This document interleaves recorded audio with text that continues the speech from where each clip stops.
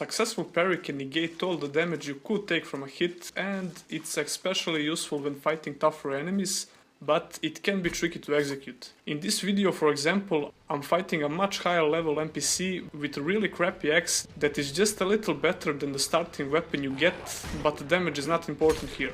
If you didn't know already, you can execute a parry by pressing the left mouse button while holding the right mouse button, or if you're on a controller, pressing LB while holding the left trigger.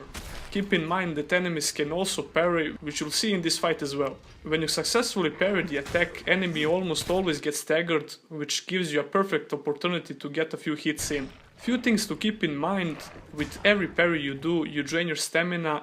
If you're not releasing your block and just parry attacks, you'll drain your stamina really quick. So make sure that you release your block and get some of that stamina back, but you have to act quick on the next parry. Like I said before, enemies can also parry. You can see here that after my successful parry, I tried to get more than one hit on him, but he managed to hold the block, and while he's holding the block, he can also try to parry, which he does here. In some rare occasions you'll need to parry twice in a row, probably because the first parry here was just a little bit late. I can't confirm if this is the real reason, but the first parry really felt late to me, so I was ready for another one.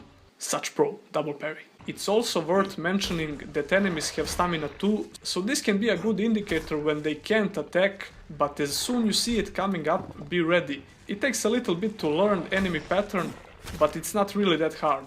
Another thing I like to do when I get parried or when I miss it is to roll away, because enemies also tend to attack really fast after they parry your attack. If I had a better melee weapon here, or if I played on normal difficulty, I would probably kill this Forlorn even though he's a bigger level, but that was not the point. I hope you find this useful, and with some practice you can start parrying any NPC in the game. So if you liked the video, please consider giving me a thumbs up and maybe subscribe for more Elex content.